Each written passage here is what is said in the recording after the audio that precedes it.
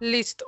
Bueno, buenas tardes a todos. Mi nombre es Victoria Santos y en esta charla quiero hablarles un poco sobre las métricas en QA y quiero contarles sobre cómo va a estar enfocada esta charla, que es principalmente de cómo nosotros como QAs podemos darle un valor agregado al negocio y no solamente desde nuestro rol de testers, es decir, ejecutadores de prueba, sino también de brindar métricas y generar un retorno de inversión a los stakeholders, que son las personas principales quienes le buscan como el fin último al negocio, ¿verdad? Entonces, ¿qué vamos a ver? Vamos a ver esta charla básicamente dividida en tres grandes objetivos. El primero es cómo mejorar la eficiencia para realizar entregas de más rápidas y de más alta calidad.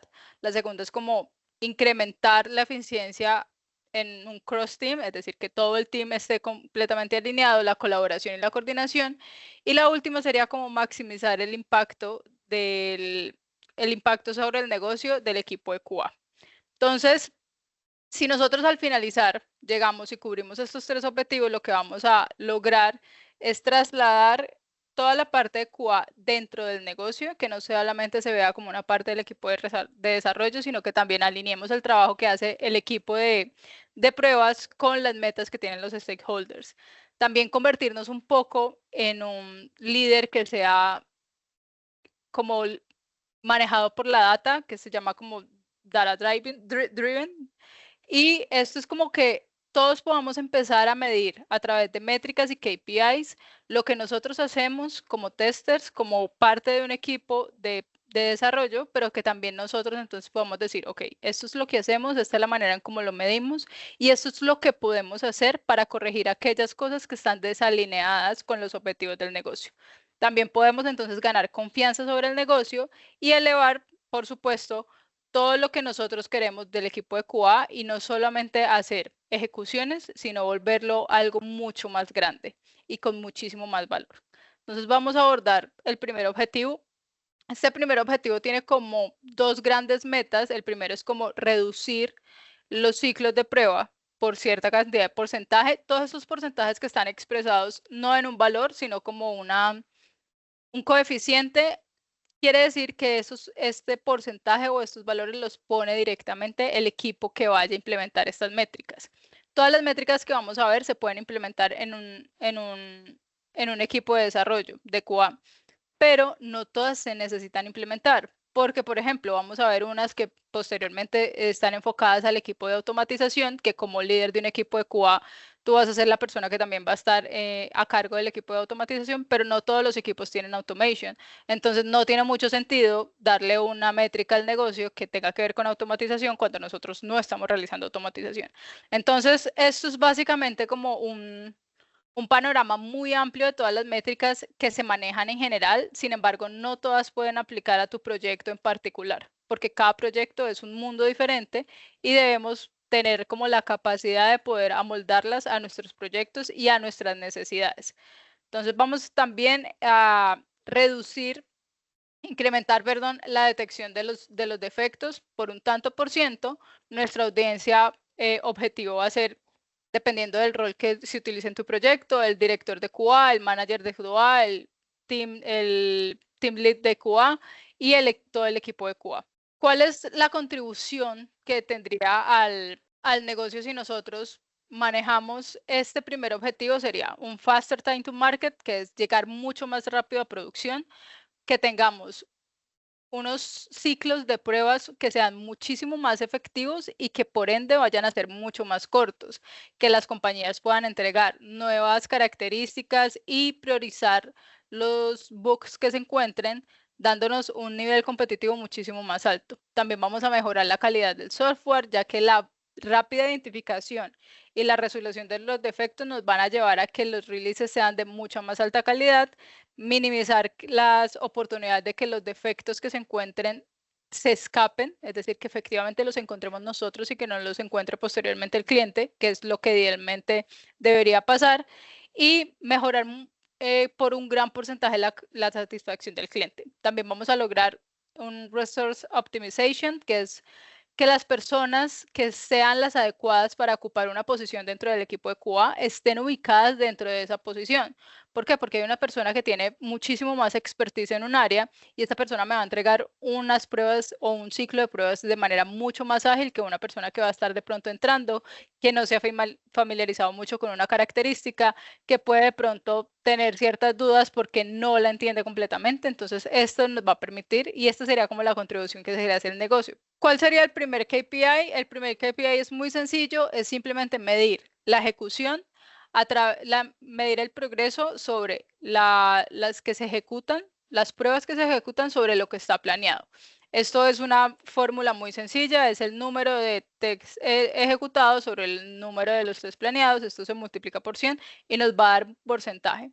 Entonces, por ejemplo, podemos hacer una gráfica también muy sencilla y decir, ok, esto, la línea azul es todo lo que se ha planeado y la línea naranja es lo que se ha ejecutado. Si tendríamos una gráfica como la que tenemos en pantalla, que es simplemente a manera de ejemplo, podríamos ver que lo que se ha ejecutado, que es lo general que va a pasar, es un poco menor a lo que se ha planeado.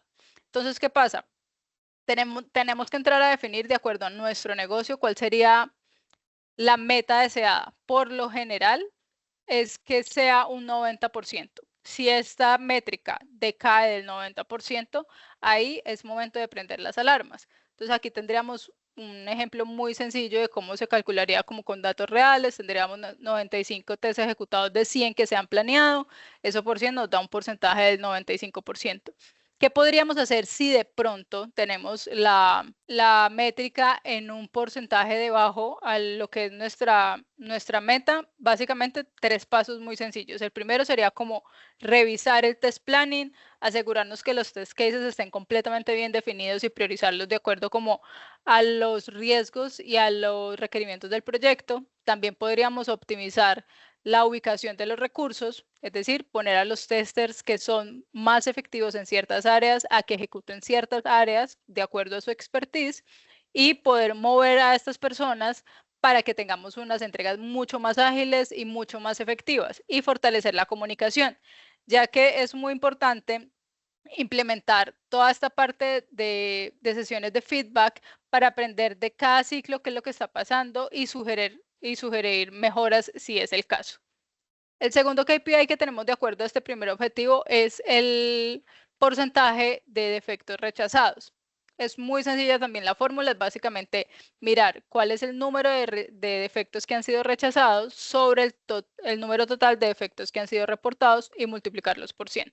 Esto lo que nos va a dar y lo que nos va a decir es como que, ok, tenemos un porcentaje que nos está diciendo que los defectos que nosotros como equipo de QA estamos reportando no son efectivos, es decir, que van a ser rechazados. ¿Qué está pasando aquí? Tendremos un ejemplo muy sencillo. Normalmente esta métrica no siempre se apunta a que vaya por un porcentaje menor del 10%. Como les digo, esto varía de acuerdo como a cada negocio, a cada proyecto y a cada situación particular. Pero si nosotros tenemos, por ejemplo, que tenemos una métrica en el 12%, tendríamos unos pasos a seguir. ¿Qué podríamos hacer en caso de que esto pase? Revisar todos los criterios que se están manejando para el reporte de efectos, porque de pronto no están alineados. Es decir, nosotros como líderes debemos darle a nuestro equipo de QA un lineamiento claro, sencillo y útil para que podamos decir, esto se considera un defecto y esto no se considera un defecto, porque eso también es muy dependiente del proyecto. Podemos también mejorar la comunicación para tener un mejor alineamiento entre lo que es todo el equipo de QA, el equipo de desarrollo y el equipo de BSAs, o dependiendo del rol que se tenga en el proyecto, para que nosotros podamos saber, ok, esta es la funcionalidad como debe ser, tal vez no esté bien definida porque puede pasar que hayan gaps de definición, pero nosotros tenemos la posibilidad de abordarlo y comunicarnos correctamente con las áreas integradas y poder definir si es un defecto o no es un defecto y no reportarlo y que sea rechazado posteriormente. ¿Qué también podemos hacer? Implementar procesos de revisión. Esto puede ser con un par de QA del área que sea de pronto una persona que sea más experimentada, o si tenemos el rol de QA lead, que esta persona eventualmente entre a revisar como los defectos antes de que se reporten completamente y digamos, ok, aquí este defecto no va, ven y revisemos la PBI, miremos qué es lo que está pasando, miremos qué es lo que nos dice si de pronto estamos alineados o no. Y por último, mejorar el entendimiento en áreas problemáticas específicas, y esto pasa mucho que cuando se encuentra un área problemática hay un sesgo importante en cómo se abordan los defectos en esta área, y suele pasar mucho en los proyectos que creemos que todo lo que está pasando en esa área, que ya de por sí es problemática porque es común en el proyecto, siempre lo que se va a encontrar es un defecto, y no es así, sino que de pronto es una definición que no está muy clara, es una definición que efectivamente faltó refinarla o algo así. Entonces, esto es lo que podemos hacer. El tercer KPI que encontramos con este objetivo es el porcentaje de automatización. Esto aplica únicamente para aquellos equipos de QA que implementan automatización. La fórmula también es muy sencilla, es el número de test cases que son automatizados sobre el número total de test cases por 100. Con eso tendríamos un porcentaje, y esto no hay normalmente una métrica que nos diga que todo debe ser automatizado, que se debe llegar a un 100% o a un 50%, porque esto depende netamente del proyecto. Hay cosas que no se necesitan automatizar. Hay partes de la regresión, inclusive, que normalmente se dice que la regresión se debe automatizar, pero que no son posibles automatizarla debido a las herramientas que nosotros tenemos, porque hay herramientas que son capaces de automatizar un poco más allá que otras, y esto depende realmente de lo que nosotros vamos a definir en el proyecto. Con esa definición que nosotros tenemos de la métrica, podemos decir, listo, si de pronto esta métrica está por fuera de lo que nosotros pensamos, ¿qué podemos hacer? Entonces, podemos nuevamente hacer una revisión para analizar cuáles áreas están susceptibles a ser automatizadas y no han sido automatizadas, porque si nosotros tenemos un equipo de automation dentro de nuestro equipo de QA, es importante que le saquemos el mayor provecho posible y hacer que la automatización sea mantenible como continuamente, es decir, que no dependa tanto de que sea muy sesgada en la parte de características, sino que se pueda hacer mantenimiento de esos test cases y que no queden obsoletos fácilmente. Y en caso de que queden obsoletos, que efectivamente se saquen y se utilice ese recurso de automatización para poder seguir automatizando otros nuevos features o test. Tenemos entonces el cuarto, que sería la efectividad de las pruebas. Esto se mide también con el número de defectos que han sido detectados sobre el número total de test cases que han sido ejecutados por 100. Este normalmente no tiene como una meta, un goal, un porcentaje que tengamos como muy claro. También depende mucho porque hay proyectos en los que efectivamente tener menos defectos es mejor, aunque nosotros sabemos que nuestra función dentro de un equipo de desarrollo es encontrar la mayor cantidad de defectos posibles para que estos defectos no los encuentre el cliente. Es decir, nosotros sí o sí debemos encontrar defectos. Pero entonces aquí viene una disyuntiva bien importante, que es como que hay equipos a los que no les gusta reportarle defectos al cliente, porque pone en tela de juicio de alguna manera la calidad del equipo de desarrollo. Pero esto no siempre es malo, y esto va mucho más enfocado como como nosotros como QAs debemos concientizar al equipo de nuestra función, porque nosotros no solamente estamos diciéndole al desarrollador que su trabajo no está bien hecho, porque esa nunca es nuestra función. Lo que nosotros estamos haciendo es asegurarnos que al cliente final, que al usuario final, le llegue un producto lo más libre de errores posibles, que no siempre va a ser un 100%, eso lo sabemos, pero sí que nosotros acá, mientras estamos haciendo todas nuestras pruebas en la etapa de desarrollo, estamos haciendo nuestro mejor trabajo para encontrar la mayor cantidad de efectos posibles. Entonces, ¿qué podemos hacer si de pronto esto, después de hacer el análisis y de decidir cuál es la métrica que queremos tener y no está funcionando? Lo que podemos hacer sería revisar y refinar los casos de prueba y combinar con testing exploratorio. ¿Por qué combinar con testing exploratorio? Porque muchas veces lo que nosotros estamos encontrando no es muy alineado a los casos de prueba, porque los casos de prueba muchas veces pueden quedar obsoletos, pueden quedar inclusive mal diseñados.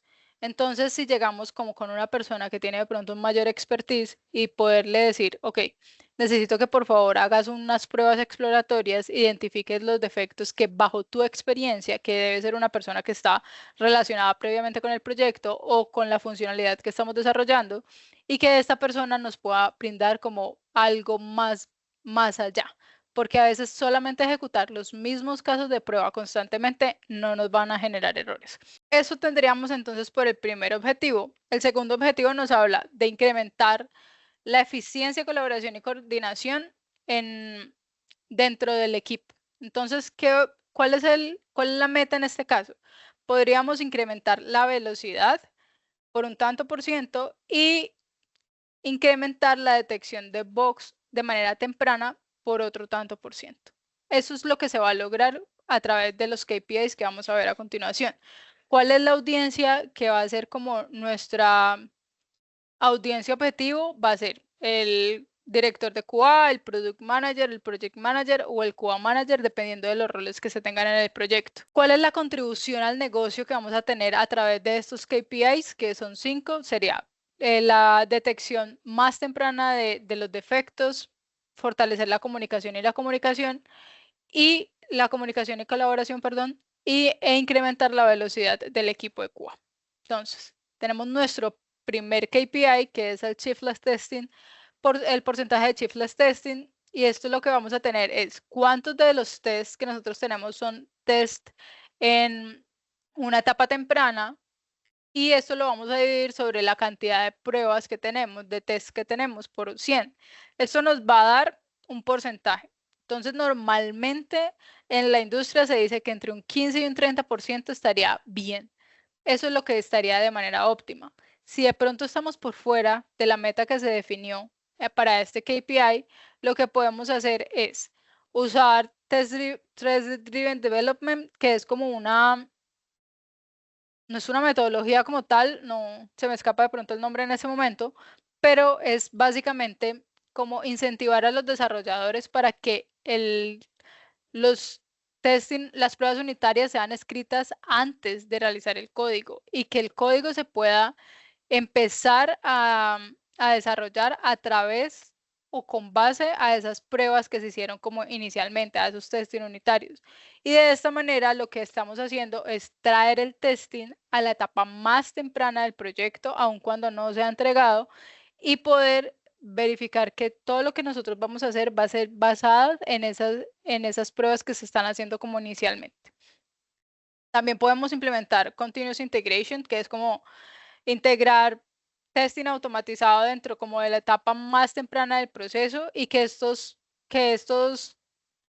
pruebas automatizadas puedan correr en cada cambio que se haga. Esto depende también mucho del área de DevOps y tendríamos que tener una comunicación constante con ellos, pero que estas pruebas igual puedan ir constantemente y no sean algo que se corre como solamente al final.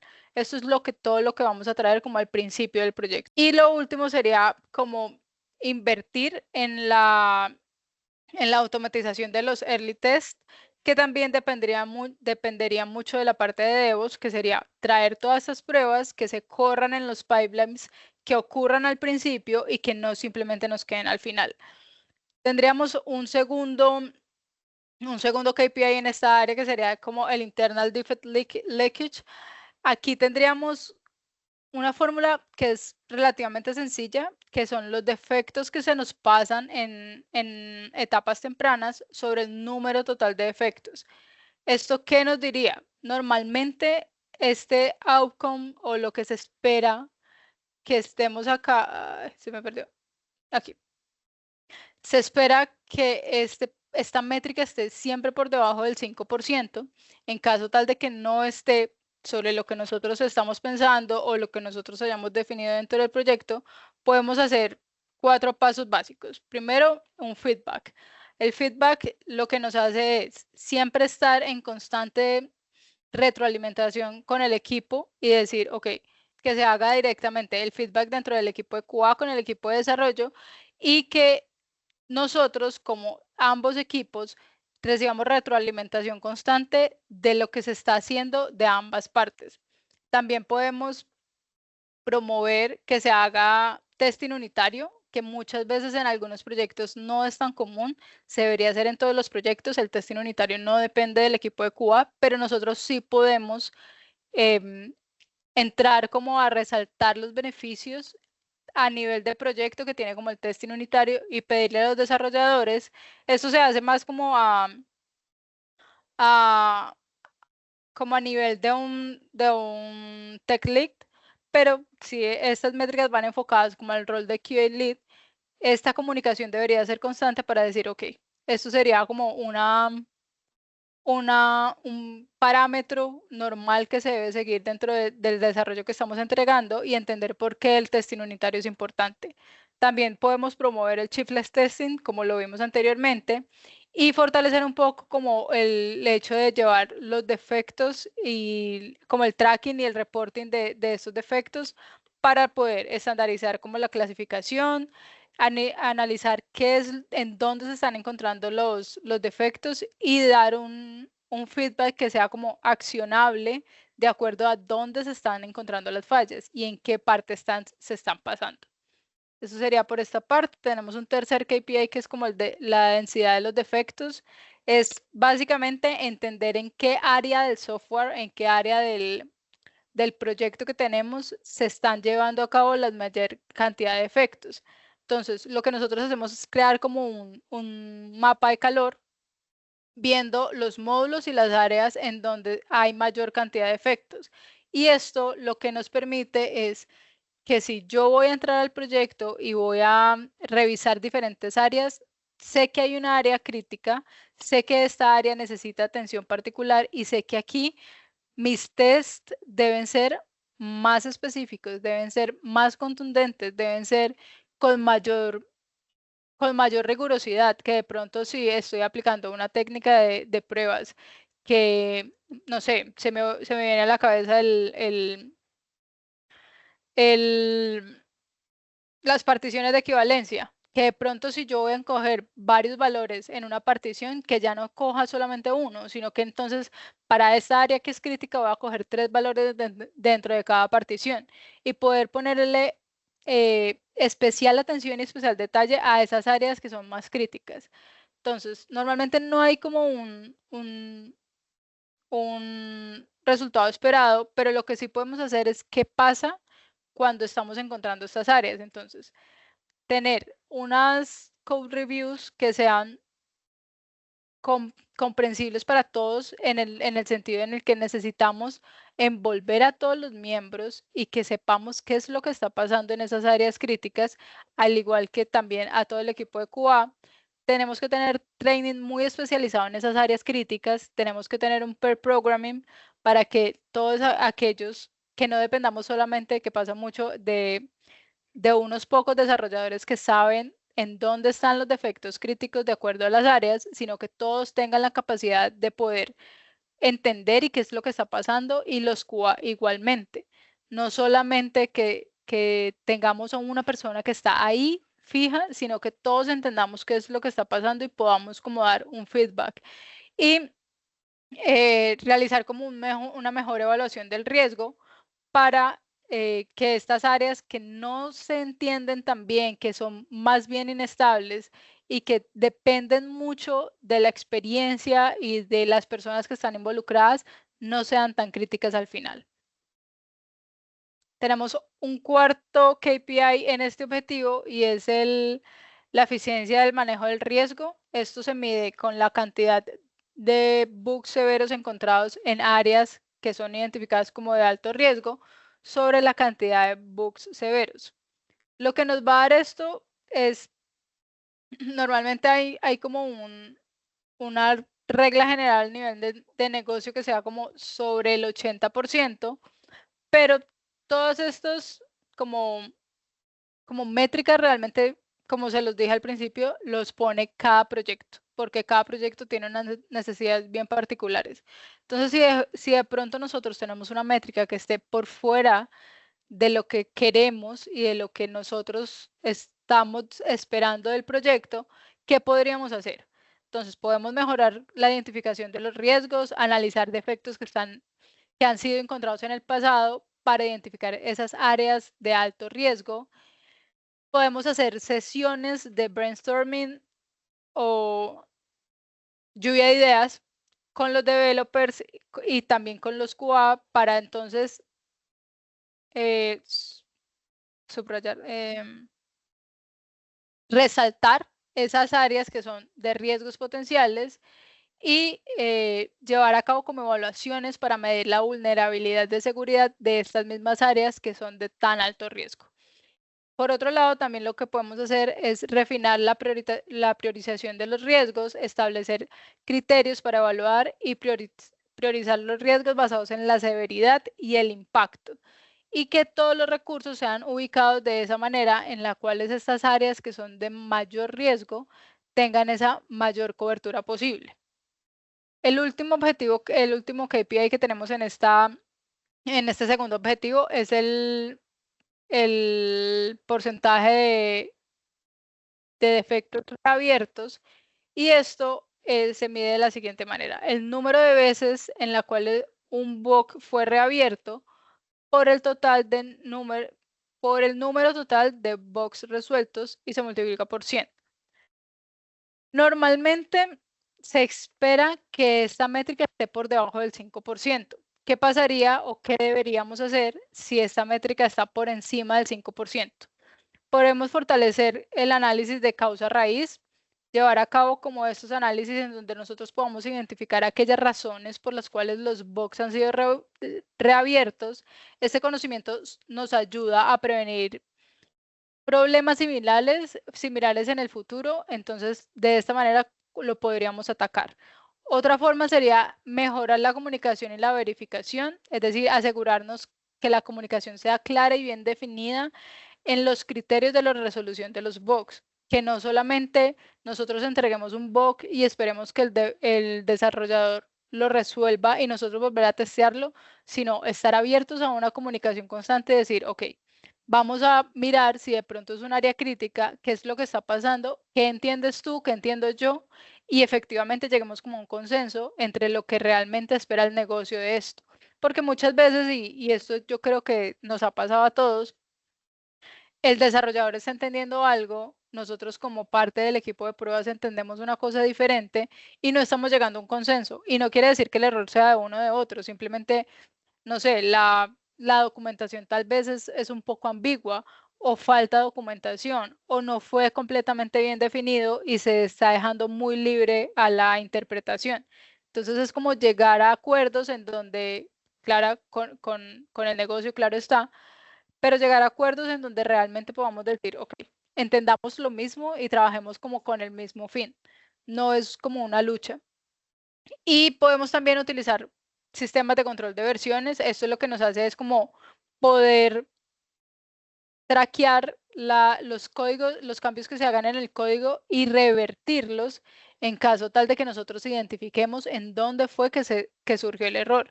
Esto por lo general no pasa en una regresión, pero sí puede pasar en unas pruebas de confirmación, que nosotros decimos, ok, yo estoy probando esto, pero estoy viendo que hay otro error en otra parte, y si revertimos los últimos cambios, lo podemos corregir de manera sencilla y trabajar específicamente en lo que está pasando. Por esta parte terminaríamos el segundo objetivo y podemos pasar al tercer objetivo, que habla de maximizar el impacto del negocio del equipo de QA. ¿Cuáles entonces tenemos las metas que podríamos lograr con este tercer objetivo? Sería incrementar la satisfacción del cliente de alguna manera, incrementar el uso de un feature o un producto también de acuerdo a un porcentaje. ¿Cuál es nuestra audiencia objetivo en este caso? Sería como el equipo de liderazgo, los stakeholders del negocio, el director del QA o el product manager, dependiendo pues de los roles que se tengan en el proyecto. ¿Cuál es la contribución que le damos al negocio a través de estos 4 KPIs? Es entregar un producto de muchísima mayor calidad y la satisfacción del cliente. El primero que tenemos es el porcentaje o el número de defectos que se nos escapan. Esto se mide a través de los defectos del número de defectos que son encontrados en producción sobre el número total de defectos por 100. ¿Qué podemos hacer normalmente si este porcentaje es muy alto? Normalmente se espera que sea menor al 5%. pero si se están encontrando muchos errores en producción, lo que podemos hacer es verificar mejorar las pruebas que se están haciendo antes del release, es decir, puede que el testing no esté siendo muy exhaustivo, puede que realmente las pruebas de regresión no estén siendo efectivas. Podemos hacer también un muy buen análisis de causa raíz. A través de esto podemos entender en dónde están las áreas críticas, cómo las vamos a atacar y qué debemos mejorar para el próximo release.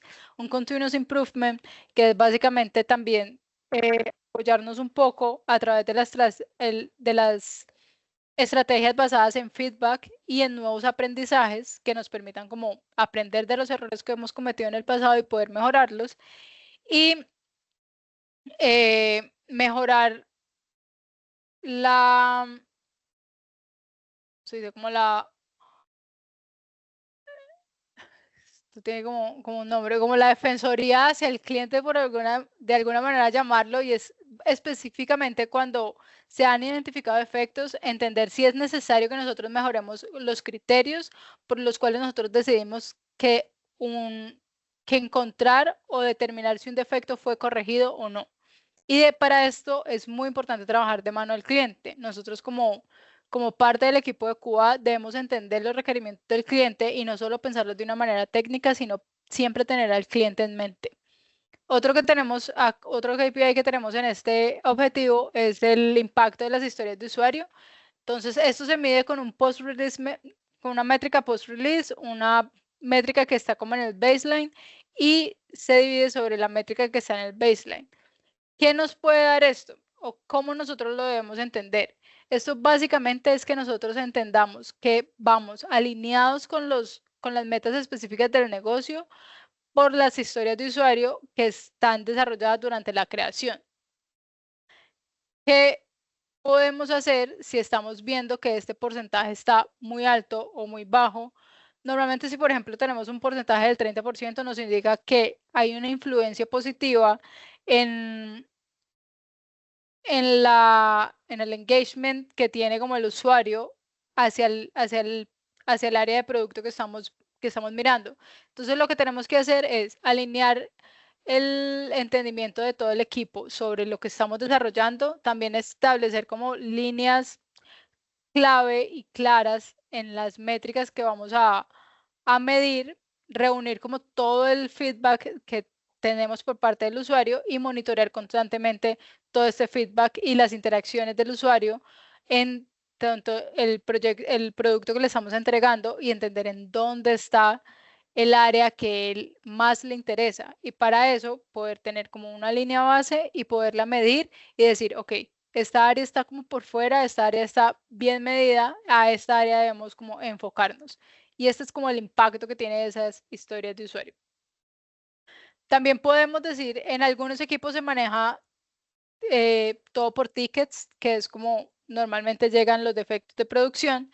Entonces, ¿qué pasa con esos post-release tickets que entran de apoyo al final? ¿Cómo los vamos a medir? Es una métrica que se toma como con el benchmark, el actual, y esto se divide sobre el benchmark, y esto nos va a dar un número en el cual nosotros tenemos que fijarnos en cómo realmente el usuario está haciendo su navegación a través del software, analizar el feedback que nos está dando y traquear ese impacto. Cuando nosotros logramos estas tres estrategias, podemos decir, ok, el usuario está navegando de esta manera, nosotros deberíamos hacer algo similar porque tal vez lo estamos navegando de otra manera en una área diferente en donde el usuario no se está llevando muy a cabo y poder como tomar definiciones no tanto, poder tomar acciones en donde lo podamos mejorar. Y el último que tenemos es el Net Promoter Score, que esto nos dice, ok, ¿cuál es la satisfacción del cliente que tiene como con respecto al software que le estamos brindando? Entonces es medir los que son promoters como con los que son detractors. Con eso tendríamos un Net Promoter Score. Y normalmente lo que podemos hacer es que esto nos debe dar en general por encima del 40%. Si en caso tal se tiene un resultado menor al que esperamos, podemos medir el análisis del feedback que nos está dando el cliente, qué podemos hacer, generar mucho más como, ¿cómo se dice? como engagement del cliente de manera orgánica y decirle, ok, estamos trabajando de esta manera para lograr que el objetivo sea cumplido, que todos los requerimientos que el cliente nos está solicitando lo podamos recurrir de manera correcta y cómo lo estamos logrando. Para eso es muy importante que como líderes nosotros podamos brindar estas métricas y decirle no solamente qué estamos obteniendo, sino qué estamos haciendo para corregir aquellas en las cuales estamos desalineados o que se están yendo por fuera de lo que el cliente espera. Entonces, de esta manera nosotros podemos abordar los 4 objetivos que tenemos, podemos mejorar la eficiencia del equipo de calidad, podemos mejorar la eficiencia del equipo de calidad junto con todo el resto del equipo y maximizar el impacto que tenemos como sobre el negocio. Finalmente, junto con esto va a ir como una hoja de trucos, creo que se llama, creo que es el nombre, en donde vamos a poder ver, también les muestro por acá. Vamos a poder ver todas estas métricas, van a poder encontrar también cuál es el KPI, cuál es el objetivo en el que van alineados estos KPIs, cuál es la fórmula que se tiene y el target que se tiene a nivel como de industria en general. Todo esto puede ser como alineado a su proyecto. La idea es que encuentren en esta tabla cuáles son esas métricas y que las adopten de acuerdo al proyecto y de acuerdo a las necesidades del proyecto. ¿Tienen de pronto alguna pregunta sobre lo que acabamos de hablar? No, y que por este lado no, todo muy claro. Realmente muy importante esa información. Muchas gracias. Gracias, Nas.